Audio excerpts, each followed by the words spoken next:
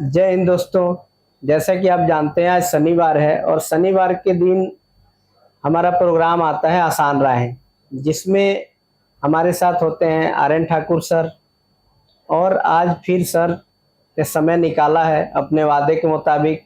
Sir आज आए हैं स्टूडियो में और आज हम बातें करेंगे उनसे। आज का जो हमारा टॉपिक है समय प्रबंधन, टाइम मैनेजमेंट। तो आज बात करते हैं सर से, उनके लाइफ के अनुभव शेयर करेंगे, बातें करेंगे, इंटरेस्टिंग सवाल होंगे, जवाब होंगे। तो आइए शुरू करते हैं, सर का स्वागत करते हैं। दोस्तों, हमेशा की तरह ठाकुर सर आज फिर हाजिर हैं अपने वादे के मुताबिक। जैसे आप जानते हैं कि सर ने कहा था कि हर शनिवार को सप्ताह में एक दिन कहीं भी होंगे, आपके और हमारे लिए इस प्रोग्राम के लिए सर जरूर आएंगे दिल्ली में और स्टूडियो में हमारे साथ होंगे। तो सर आज आए हैं, स्वागत है। आइए सर का स्वागत करते हैं। सर बहुत बहुत धन्यवाद, आपने अपना वादा लगातार निभाए जा रहे हैं और हर काम इतना बिजी होने के बाद भी आप समय निकालते हैं, इसके लिए दिल से धन्यवाद। नमस्कार दिनेश जी, नमस्कार सारे साथियों। देखिए दिनेश जी, ये हमारा कर्म है एक तरह से जो, और कर्म में न तो समय देखा जाता है और न टाइम देखा जाता है। मतलब न तो टाइम देखा जाता है और न ही दिन देखा जाता है। तो वो हमारा एक कर्म है और जो आप काम कर रहे हैं, हम लोग आपके ही सहयोग से हम लोगों तक पहुंच पा रहे हैं। नहीं तो रियल में बिजी लाइफ है और ये कार्यक्रम से हम अपने देश बंधु, जो भी हमारे देश के भाई बहन हैं, माता पिता हैं, उन तक हम पहुंच पा रहे हैं। तो ये आपको बहुत बहुत धन्यवाद यहाँ तक पहुंचाने के लिए। Thank you sir. सर का आप देख ही रहे हैं कि सर के जवाब में भी सर दूसरे को लाते हैं और हर आदमी को कैसे सरल स्वभाव में सर कोई छोटा बड़ा या बराबरी, सर के सामने ये बड़ी चीजें हमने देखी हैं कि हर आदमी को वो दर्जा दे देते हैं। तो सर का दिल से शुक्रिया और सर मानते भी हैं सबको। तो सर आज का जो टॉपिक हमने लिया है, तो ये सबके लाइफ से बड़ा इम्पोर्टेंट तो ऐसे हर टॉपिक होता है हमारा, लेकिन आज का मतलब हमारे दिल के करीब, औरों के दिल के करीब, सबके लिए बहुत जरूरी टॉपिक है। तो आज का हमारा टॉपिक है टाइम मैनेजमेंट। हिंदी में इसको कहें तो समय प्रबंधन। जो नाम तो कॉमन है, हर आदमी सुनता है, देखता है, बहुत दिन से सुनते आ रहे हैं। इसका सरल भाषा में कैसे समझें आम आदमी? एक टाइम मैनेजमेंट जो है दिनेश जी, जहां तक हम समझ पाते हैं, जो टाइम मैनेजमेंट एक सरल भाषा में अगर हम बात करें तो वो प्रबंधन जो हमारे द्वारा दिया गया एक फिक्स टाइम, जिस पर हम कोई भी काम को समय के साथ, जो टाइम हमने दिया है उसको समय के साथ अच्छे ढंग से कंप्लीट करने को ही टाइम मैनेजमेंट कहा जाता है। जी, जैसे ये मान ले कि समय तो सबको 24 घंटे मिले हैं। अब कोई राजा हो, गरीब हो, अमीर हो, छोटा हो, बड़ा हो, लेडीज हो या जो भी हो, तो 24 घंटे के मैं समझूं कि इस समय को उचित समय में बांट बांट के काम करना, आप समय मैनेजमेंट मान के चलेंगे इसको? अगर आप अदरवाइज नहीं ले तो आप पर एक हम थोड़ा सा एग्जांपल ले लूं। जी जी। अब बचपन से पेपर बहुत देते होंगे आप। जी जी। पेपर 5th क्लास में, 6th क्लास में, 10th क्लास में, या बहुत सारे बाद में कंपटीशन का पेपर देते होंगे। समय आपको समय बांध देता होगा, ये 90 मिनट का पेपर है, क्वेश्चन 100 क्वेश्चन रख दिया गया। अब आपको 90 मिनट में 100 क्वेश्चन करना है। आपको जब आप एग्जाम हॉल से बाहर निकलते होंगे तो आपको बहुत सारे ऐसे क्वेश्चंस मिलते होंगे, लगता है यार आज समय नहीं मिला, आज 5 मिनट और मिल जाता तो ये हम काम कंप्लीट कर लेते। लेकिन आप देखते होंगे कि आपके जो बहुत सारे सर्कल में दोस्त होंगे, अगर आप 100 में से 70 क्वेश्चन बना के आए हैं और आपका दोस्त 90 क्वेश्चन बना लिया, तो आपको ये बताएगा कि यार मैं तो 90 क्वेश्चन बना लिया हूं सेम टाइम में। तो आपसे ज्यादा बेहतर उसका टाइम मैनेजमेंट था। आपको क्वेश्चन तो आ रहे थे लेकिन टाइम आप मैनेजमेंट नहीं कर पाए। मतलब इस जो आपका टारगेट था मैनेज करने का, वो आप पीछे रह गए, आपका दोस्त आगे रह गया। तो उसमें क्या होता है ना, जो काम हम कोई फिक्स करते हैं उसके साथ हम समय भी फिक्स करते हैं, जो इतना समय में ये काम हम कंप्लीट करके आएंगे। और कोई भी जो कॉमन चीज जो दिया जाता है दिनेश जी, जब कॉमन चीज कोई दिया जाता है तो सबको समय के अकॉर्डिंग बांध दिया जाता है। एक ही टाइम में सबके लिए जो बराबर टाइम हो वो चीज फिक्स कर दिया जाता है, और उसमें जो सबसे बेहतर कर लेता है उसको टाइम मैनेजमेंट करने आ जाता है। तो हम यही समझते हैं जो टाइम मैनेजमेंट एक ऐसा पार्ट है जो ये अच्छा से जान गया और टाइम को समय के साथ अच्छे तरीका से यूज कर लिया, वो बहुत आगे निकल जाता है। टाइम मैनेजमेंट एक कला समझ लें कि वो कला भी है। कि हर आदमी नहीं कर पाता, और जो कर लिया वो निकल जाता है, और जो बच गया वो छूट गया। हाँ, छूट गया। तो ये बिल्कुल आपने सही कहा। सर, क्या प्रभाव होता है, मतलब कोई एक अच्छा टाइम मैनेजमेंट वाला आदमी है और एक बेतरतीब तरीके से कर रहा है, क्या मतलब लाइफ में प्रभाव पड़ेगा उसका? मतलब आपका कहना है जो जिसको टाइम मैनेजमेंट आता है और जिसको टाइम मैनेजमेंट नहीं आता है जी, उस पर ध्यान नहीं देता है जी, तो ऐसे व्यक्ति, दोनों व्यक्ति में अंतर क्या है जी? बहुत अच्छा क्वेश्चन आपने किया है। और देखिए, ये तो हम आपको भी बताना चाहेंगे, हम अपने अनुभव के आधार पर, और हम अपने दोस्तों को भी बताना चाहते हैं, जो व्यक्ति टाइम के अकॉर्डिंग काम करता है वो लाइफ में सफल होता है। बहुत सारे एग्जांपल हैं इसके साथ। जो अपना टाइम जो मतलब फिक्स होता है, टाइम का मतलब 24 घंटा की नहीं हम बात करेंगे, टाइम का मतलब होता है मतलब 24 घंटा भी, टाइम का मतलब होता है वीक भी, टाइम का मतलब होता है ईयर भी। हम कहते हैं ना जो दिनेश जी, हम ये एग्जाम या ये बिजनेस या ये मैनेजमेंट हम एक महीना के अंदर कर लेंगे, 3 महीना के अंदर कर लेंगे, 6 महीना के अंदर कर लेंगे, 1 साल के अंदर कर लेंगे, और वो उसके लिए 24 आवर अपने आप के हिसाब से वो वर्क करता है। ठीक है ना? तो वो क्या होता है, अच्छे वो कन्वर्ट करके दे देता है। जैसे फॉर एग्जांपल, हम एक एग्जांपल से सेट करना चाहेंगे। जैसे फॉर एग्जांपल मेरा मान लीजिए जो मेडिकल का पेपर है फॉर एग्जांपल, या आईएएस का पेपर है, या किसी का भी टाइम मैनेजमेंट में किसी का मतलब, या टारगेट, किसी बिजनेस का ये टारगेट है। मान लीजिए अगर मेडिकल का पेपर है और हम देखते हैं कि जो हमें बायो तो बहुत अच्छा से हो रहा है, फिजिक्स भी हम अच्छा से कर पा रहे हैं, लेकिन केमिस्ट्री के पेपर हम अच्छे से नहीं कर पा रहे। अब उसमें क्या है, जो आपको लगेगा कि अगर हम 4 घंटा एक्स्ट्रा अगर हम टाइम दे दें तो ये केमिस्ट्री का पेपर जो हमारा सबसे वीक पॉइंट है उसको भी हम मैनेज कर सकते, इतना दिन के अंदर कर सकते हैं। क्योंकि मेरे पास है जो मेरा पेपर आज से 3 महीना के बाद है, तो हमारे पास 3 मंथ्स का टाइम है, फिक्स टाइम है, और हमारा केमिस्ट्री का पेपर वीक चल रहा है। तो अगर हम इसी टाइम के अंदर, इसी 3 मंथ्स के अंदर 4 घंटा एक्स्ट्रा वर्क ज्यादा करेंगे तो 3 महीना में हम इसको भी कंप्लीट करके हम नीट के पेपर को पास कर जाएंगे। या हमारा बिजनेस का कोई टारगेट है और हम जितना भी बिजनेस का पार्ट है अगर हम सब पे ध्यान दें, तो अगर हमारा पता चलता है जो अगर हम इस पे कम ध्यान दे पाते हैं, अगर हमारा 6 महीना में ये टारगेट कंप्लीट करना है तो 2 घंटा एक्स्ट्रा देने से 6 महीना में हम इस टारगेट को भी कंप्लीट कर पाएंगे। तो यही टाइम सीखना है, जो हमारा एक फिक्स पोजीशन पे टाइम फिक्स है उसको पूरा करने के लिए अगर हमें उस मैनेजमेंट करने में कोई चीज को एक्स्ट्रा वर्क मेहनत करना पड़े और उसको टाइम से कंप्लीट करके अचीव कर ले, वो time management best time management हो गया। ठीक है ना? उसी को टाइम मैनेजमेंट करते हैं और वो हम अचीव कर लेते हैं।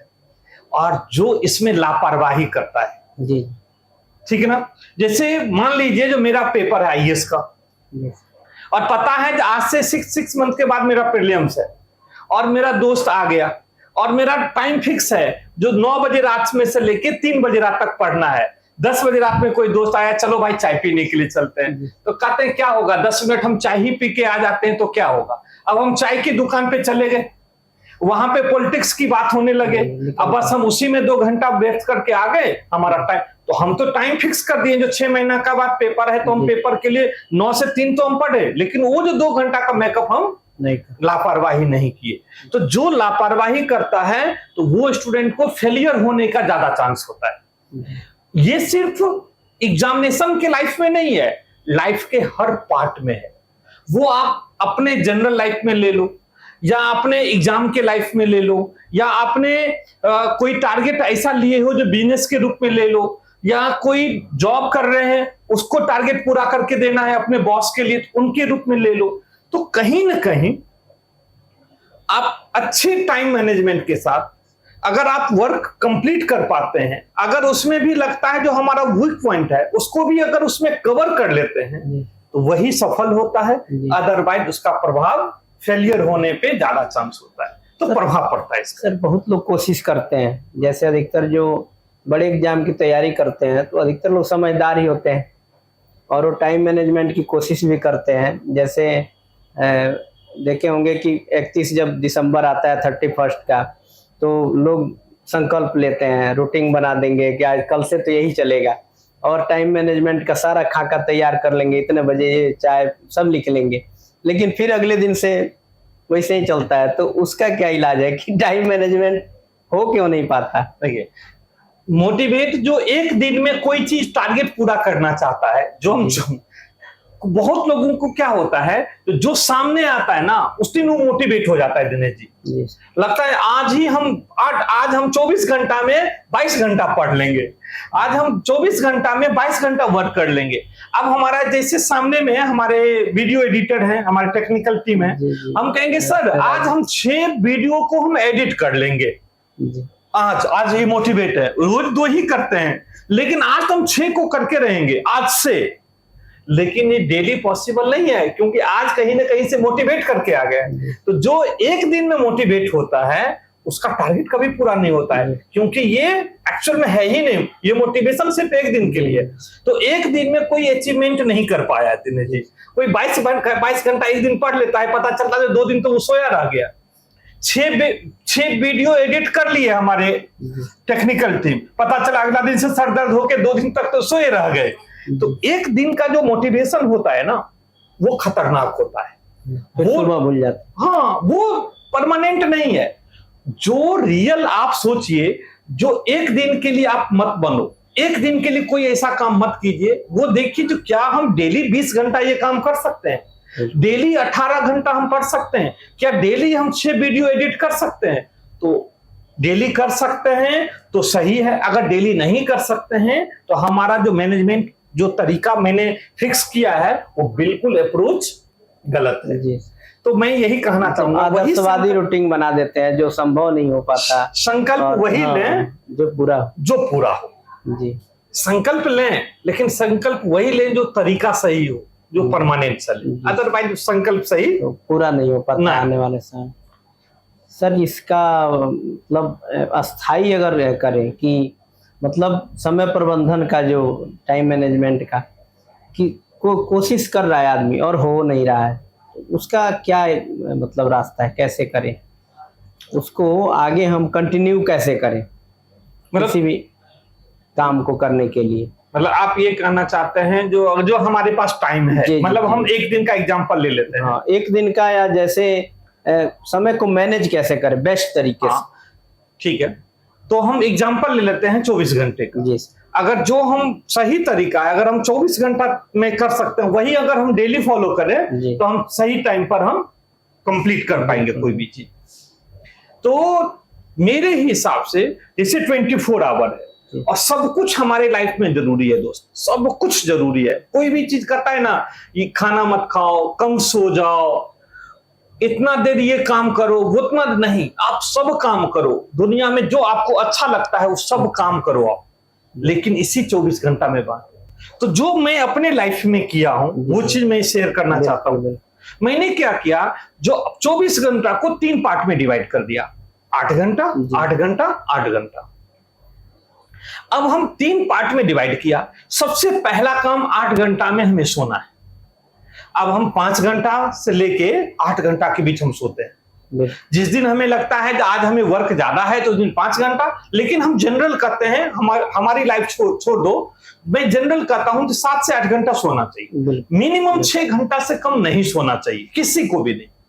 ठीक है, एक्सेप्शनल अलग बात है, कभी कभार छोड़ के। रेगुलर है तो 6 घंटा मिनिमम, इसलिए हम 8 घंटा सोने में ही लगा देते हैं। बिल्कुल। ये कंप्लीट समय निकाल दीजिए। अब बचा आपके पास 16 घंटा। 8 घंटा में आपका उठना, बैठना, खाना, पीना, नहाना, धोना, सब, पेरेंट्स के साथ बैठना, अपने दोस्त के साथ टाइम देना, मूवी देखना, घूमना, सब काम डेली 8 घंटा बर्बाद करने के लिए काफी है। क्या बताइए आप? बिल्कुल बिल्कुल। 8 घंटा डेली बहुत है। और ये बचा कितना रिमेनिंग टाइम? 8 घंटा। उसमें कोई स्टूडेंट है, कोई पढ़ाई करने वाले स्टूडेंट है, कोई जॉब करने वाले हैं, कोई बिजनेस करने वाले हैं। तो जो जो काम करते हैं ना, वो जो आपका 8 घंटा है, ये नहीं है जो सुबह से लेकर लगातार 8 घंटा की मैं बात किया हूं, वो मत करना। मतलब पूरे दिन में जो आपका 8 घंटा बचा है, जो आपके कर्म के लिए, जो जिसका कर्म है, स्टूडेंट है पढ़ने के लिए, मैं बिजनेस करता हूं तो मेरे बिजनेस के लिए, कोई जॉब करते हैं वो जॉब के लिए, जिसका जो टाइम है, वो जो 24 घंटा में जो 8 घंटा अपने कर्म के लिए रखे हो ना, वो दुनिया के किसी भी शख्स को नहीं देंगे। इतना तक कि आपकी मम्मी और पापा को भी नहीं देंगे, जो सबसे नियर और सबसे करीब है। वो 8 घंटा वो आपका है, वो आपके कर्म के लिए। वो 8 घंटा अगर आप डेली अपने लिए देते हो, उसमें कोई भी फोन कर ले, उस 8 घंटा जब मैं कर्म कर रहा हूं, मैक्सिमम चाहो इग्नोर करो। मैं तो करता हूं, मेरी वाइफ का फोन आता है तो जरूरत से अगर जरूरत करता है तो ही मैं कॉल करता हूं, अदरवाइज मैं उनका नॉर्मल कॉल आता है तो मैं कहता हूं बाद में बात करते हैं। मैं वो भी टाइम नहीं देता हूं, क्योंकि हमारा टाइम है वो हमारे कर्म के लिए है, क्योंकि कर्म प्रधान है। वो 8 घंटा वो आपका काम है, और उसको इतना शिद्दत के साथ करो, इतना शिद्दत के साथ करो, जो वो भी खुश होके बोले वाह आज ये हमने किया है। आपका मन कहे जो हाँ आज हमने ये काम किया है, काम बोले तो आज हमें ये किया गया है, वो दिखे वो काम को। अगर पढ़ाई करते हो तो बुक बोले आज हमको ये पढ़ा है, कॉपी लिखते हो तो कॉपी बोले आज मुझे लिखा है। अगर आप कोई काम करते हो तो उसमें उसकी आउटपुट दिखे, ये मुझे किया है, मतलब काम आपका आउटपुट दिखे, वो कर्म होता है। वो जो 8 घंटा है अगर आप डेली फिक्स कर देते हो तो उससे ज्यादा जरूरत है ही नहीं, और उसको रेगुलर बेसिस पे रखें तो आपका पूरा होगा। लेकिन यहां पे एक कंट्रोवर्सी है, यहां पे कंट्रोवर्सी ये है जो कभी कभी कुछ काम 8 घंटा में नहीं किसी दिन हो पाता है, या मेरा टारगेट है जो हम इसको 3 दिन में ये काम कंप्लीट कर लें, और उस 3 दिन में लगता है जो कंप्लीट नहीं हो पा रहा है, तो हम क्या करेंगे, वहां पे हम जो 8 घंटा सोने के लिए रखे हैं उसमें से 2 घंटा कम कर लीजिए। ये 8 घंटा जो हम बर्बाद करने के लिए रखे हैं, मूवी देखने के लिए, दोस्त के साथ गप्पे लगाने के लिए, फोन से चैटिंग करने के लिए, व्हाट्सएप चलाने के लिए, उसमें से 1 घंटा कट कर लेंगे। तो 2 से 3 घंटा अगर हम कट करके इसमें ऐड कर देंगे तो हमारा ये टारगेट भी पूरा हो जाएगा। तो एक्चुअल जो टाइम मैनेजमेंट है, ये जो फॉर्मेट मैं अपनी लाइफ में रखा हूं, वो हमें तो कमाल का मतलब वो अचीवमेंट दिया है।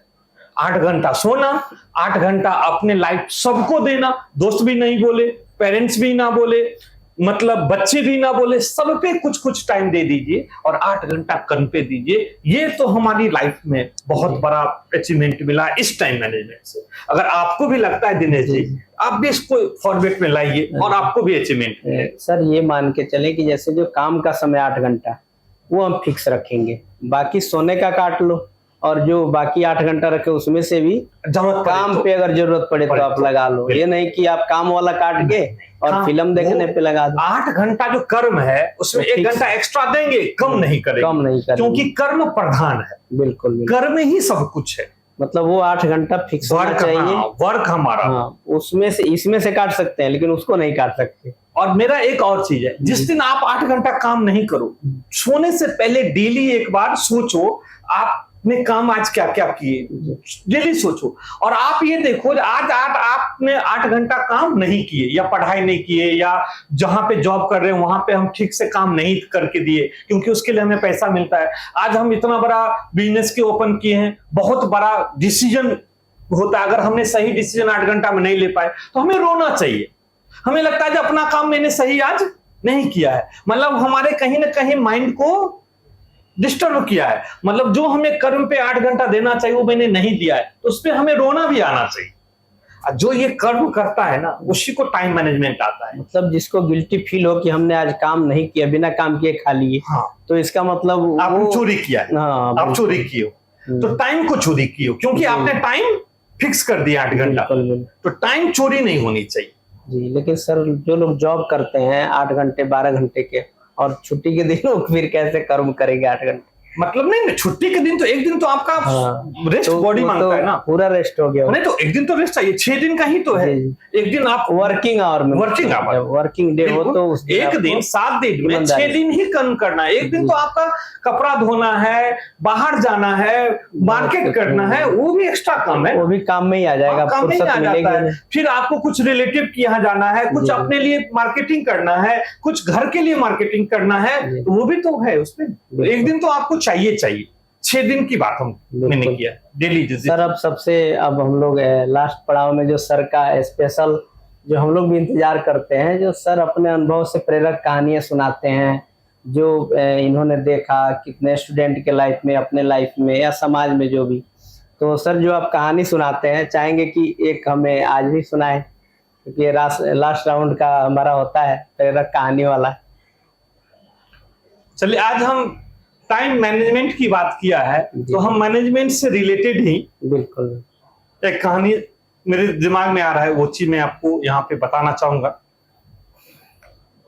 जो मैनेजमेंट क्या होता है, देखो अगर हम मैनेजमेंट की बात करते हैं दिनेश जी, तो उसमें क्या है, जो एक्चुअल मैनेजमेंट में ना सभी टाइप के लोगों को साथ आपको काम करना पड़ता है। अगर आप कहीं पे वर्क प्लेस पे काम कर रहे हैं, तो आपके लेफ्ट राइट में जिससे आपकी सबसे चिढ़ होती है, जिससे आपकी बनती नहीं है, वो भी आपके बगल में है, उसको भी देखना पड़ता है, ठीक है ना।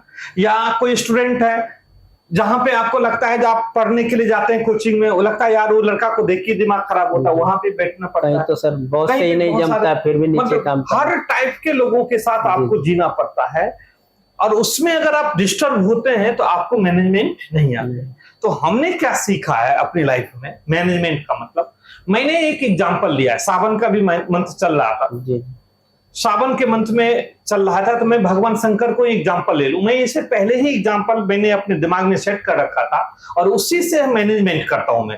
मैं अपने मैनेजमेंट की बात करता हूं।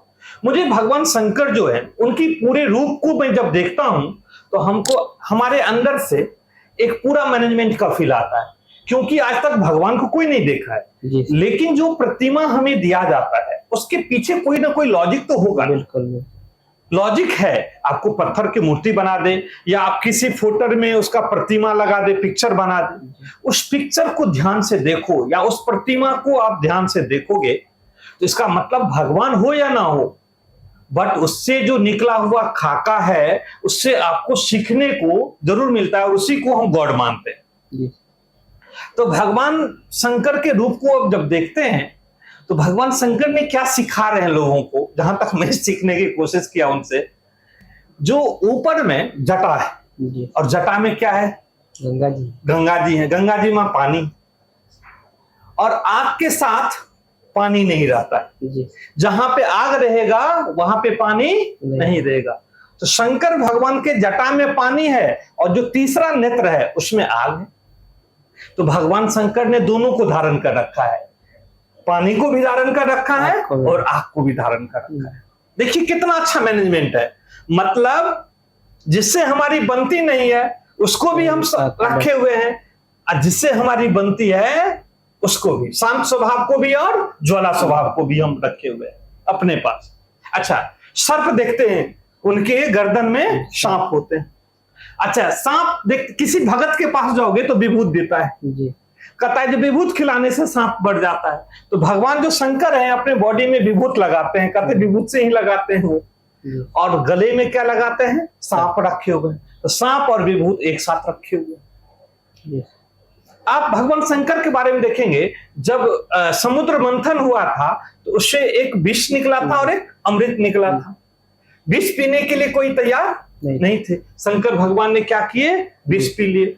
नीलकंठ, उनकी गला जो था वो नीला हो गया विष पीने से, तो विष पिए, और पूरे भगवान सब ने अमृत पिया, तो भगवान शंकर ने भी पिया। तो अमृत भी पी लिए और विष को भी धारण करते हैं और अमृत को भी धारण करते हैं। तो मेरा ये कहना है जो मैनेजमेंट आपका ऐसा होना चाहिए जो आप सबको लेके चलो।